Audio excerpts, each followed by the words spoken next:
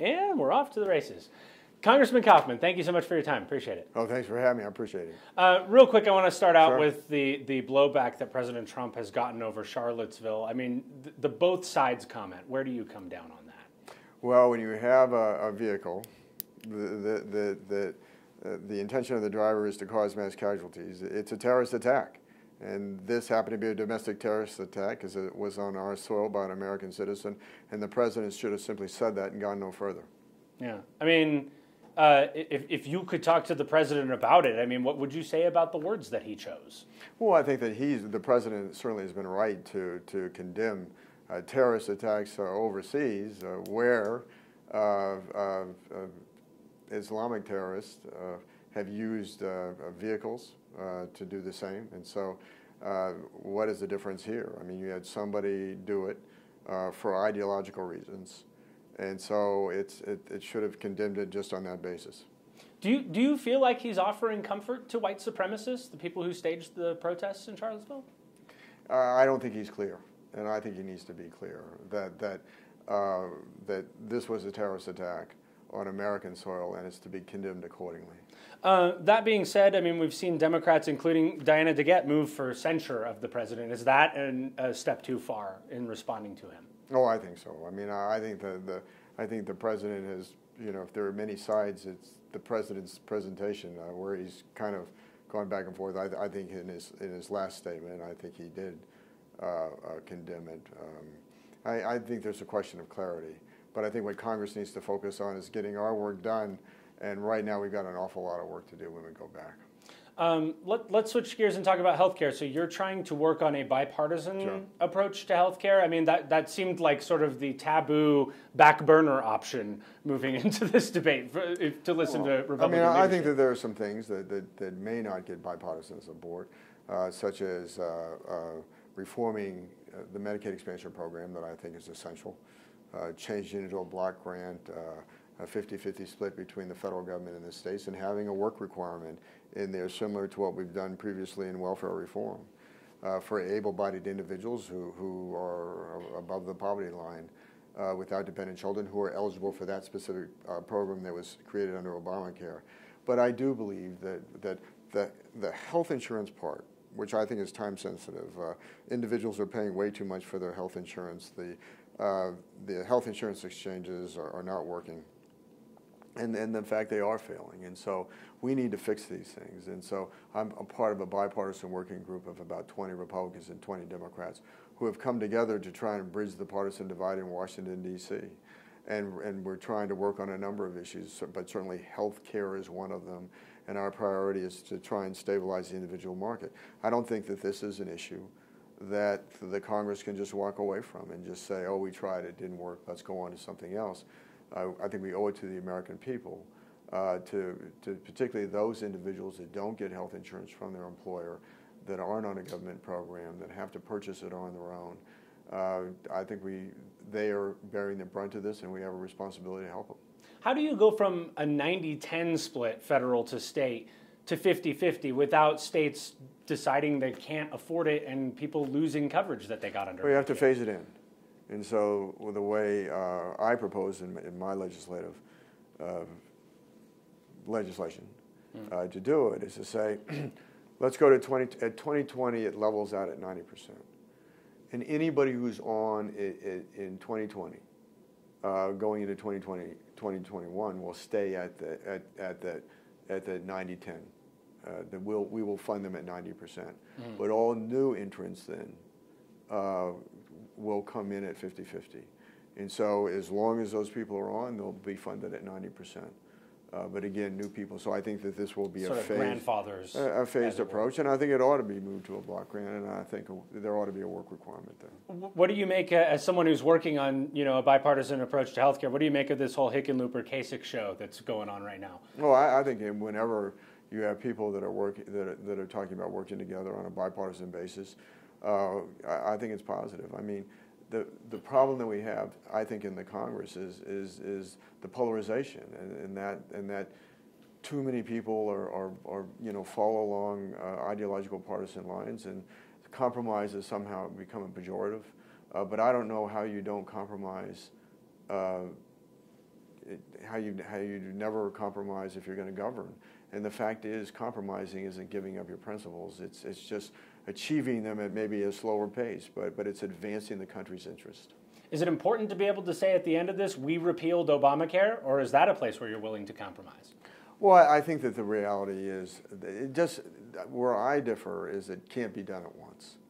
Is that this is a fifth of the American healthcare system. And the notion that we're going to do it in one single bill is crazy. I think that there are fundamental flaws. I think that the way the consumer protections are set up in terms of continuous coverage for pre-existing conditions is fundamentally flawed, and we need a different model for that. I think that again, the Medicaid expansion needs to be fundamentally changed, and I certainly have a proposal to do that. It sounds like you're trying to tell me that, yes, I would love to repeal Obamacare, but if we can do stuff that patches things up along the way, let's do that stuff. No, I think that you don't. The notion, I mean, that goes back, that's a mistake that the Democrats, I think, made and paid a price for, that they could do it in one fell swoop. They could completely restructure the American healthcare system. I don't think it has to be done all at once. I think there are things that are time sensitive that have to be done now, but I think they can be done in time. And I also think in doing it in time that we can bring in bipartisan support to get that done. As someone who's been overseas with the military a couple of times, I'm curious for your take on the president's announcement on Afghanistan, particularly this idea that we're not going to do nation building. I mean, we've been in there for umpteen years already. If we don't attempt to prop up some sort of government, there, what sort of situation are we leaving? Do you think there is a way forward that matches what the president outlined? Yeah. First of all, I think there was a mistake in the first place how we got in there. Under George W. Bush. I think what he did initially was brilliant, where we were attacked by Al-Qaeda in 9/11. Taliban, they coordinated their operations from Afghanistan. The Taliban controlled much of the country, gave them safe harbor. They wouldn't turn over Osama bin Laden after we asked them to do so after the attack. What we did first was brilliant. We gave air advisory and logistical support to the anti-Taliban forces of the Northern Alliance, and they pushed the Taliban and Al-Qaeda out of the country. And then we made a terrible mistake. Instead of saying to the victors of the ground, "You're in charge," and by the way, and we'll support you as long as you keep the Taliban and Al-Qaeda out, we pushed them aside and superimposed a government that we wanted them to have that doesn't fit the political culture of the country. And so we've been engaged in a failed strategy ever since. I think as an Iraq War veteran, I like the idea that the president renounced nation building, that he said some things that are very important. He said, number one, that we're going to change the rules of engagement for our military. Number two, we're going to apply military pressure to the Taliban to bring them to the negotiating table. And I think he also mentioned something very important, to send a message to the Taliban that the United States is open to a negotiated settlement. It's open to a shared governance where the Taliban can be part of the governance of Afghanistan. I think that's very important. As long as they feel like they're winning, they will never negotiate. And so there are no good answers from my point of view, but this is probably the best of bad options. I think extricating ourselves overnight out of Afghanistan creates a vacuum that would only make the situation worse. But I think, and not saying that we're going to have a time schedule for withdrawal, but it's going to be based on conditions on the ground. I think all those things are positive. What sort of conditions would you like to see before American troops leave? And what's the end game, I guess, is what I'm asking. I think changing the rules of engagement are very positive. I do think Congress is going to need to pass a new authorization for use of military force. But the rules of engagement right now are the Taliban, unless they are a direct threat to U.S. forces, cannot be targeted by U.S. forces. I think the Obama administration towards the end made a caveat to that, is if a provincial capital is falling, that we can intervene in that instance. But I think that's crazy. When we see Taliban forces amassing in the open, that are going to attack the Afghan security forces, and they're an existential threat to the government of Afghanistan, and we're there to support the government of Afghanistan. It just makes no sense. Changing that is very significant. And President Obama, you know, when we were losing, things were going very badly in 2010, and then in 2011 he did a surge, you know, where he put the minimum number requested by the military was 40,000. He put in 30,000. And then he put in a timeline that they would be out in 15 months. I mean, that said to the Taliban, well, okay, we'll adjust our strategy accordingly. And so I think we've learned from these mistakes, and I think General Mattis, in my estimation, probably wrote this plan. He's been extraordinary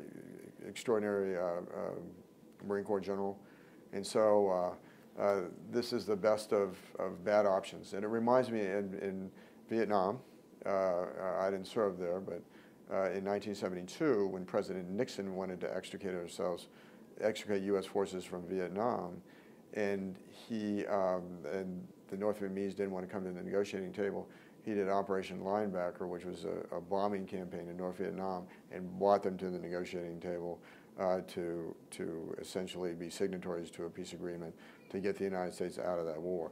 Things didn't work there. Ultimately, South Vietnam fell. I think that situation in Afghanistan is different, where the Pashtuns are a large ethnic group that the Taliban come out of, and particularly rural Pashtun areas, the political culture basically is aligned with the Taliban. They prefer the Taliban over the Afghan government. So I do believe that there is a path to a negotiated settlement that would involve joint governance.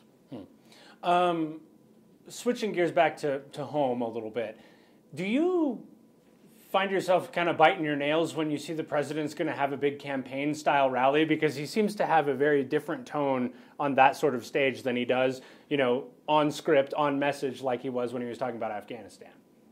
Oh, it concerns me.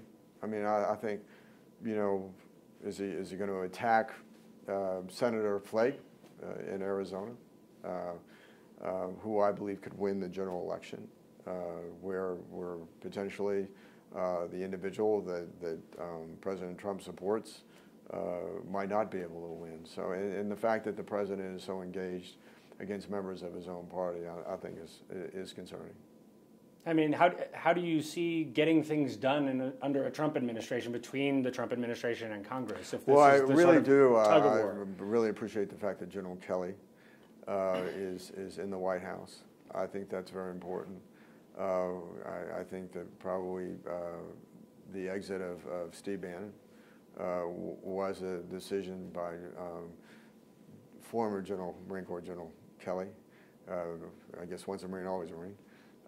But that he brought that to the president, and I think the president signed off on it. That in and of itself, I think, is, for me, from my perspective, is a good sign.